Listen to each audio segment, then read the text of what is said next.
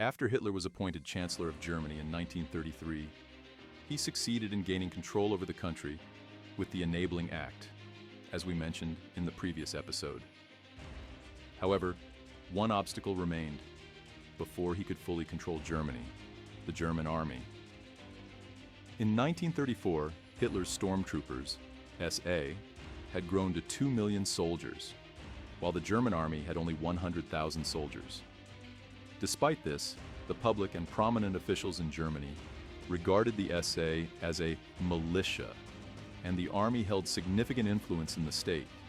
Ernst Röhm, the leader of the SA, proposed to Hitler that the SA be merged with the German army. However, the army leadership rejected the idea of absorbing these militias, leaving Hitler with a difficult choice: either side with his loyal friends or with the army. Hitler ultimately chose the army and initiated a purge of the SA.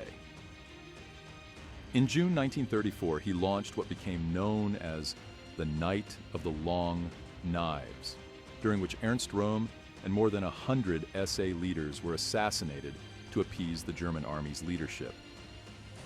Following this, the SA was integrated into the German army.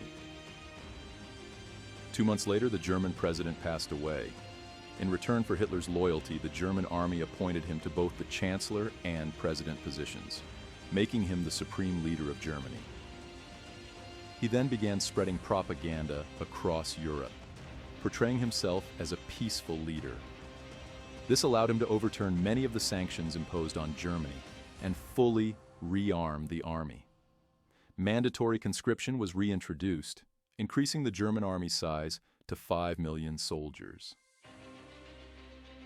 In 1935, Hitler launched his first act of vengeance for Germany's defeat in World War I by excluding Jews from public life, marking them as distinct from the general population, banning intermarriage with them, and initiating ethnic cleansing campaigns that led to the deaths of thousands.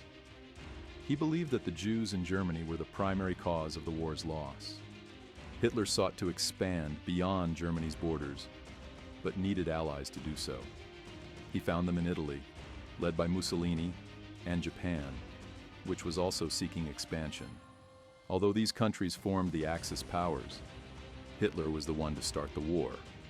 In 1937, during a secret meeting with his military leaders, Hitler presented his plan to conquer Europe, beginning with Austria and Czechoslovakia. He summoned the Austrian chancellor and forced him to sign an agreement to hold a referendum on the unification of Austria with Germany. In March 1938, Hitler ordered the German forces to invade Austria, successfully annexing it without firing a single shot.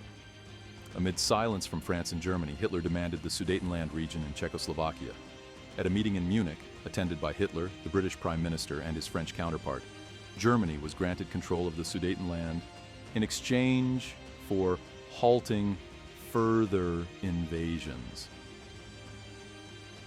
However, just a few months later, Hitler went on to seize full control of Czechoslovakia. He traveled to Prague and declared that the rest of the Czech lands would become a German protectorate.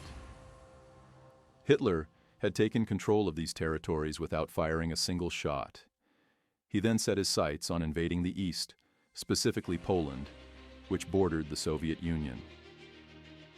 However, he needed an agreement with the Soviet Union to avoid opening multiple fronts simultaneously.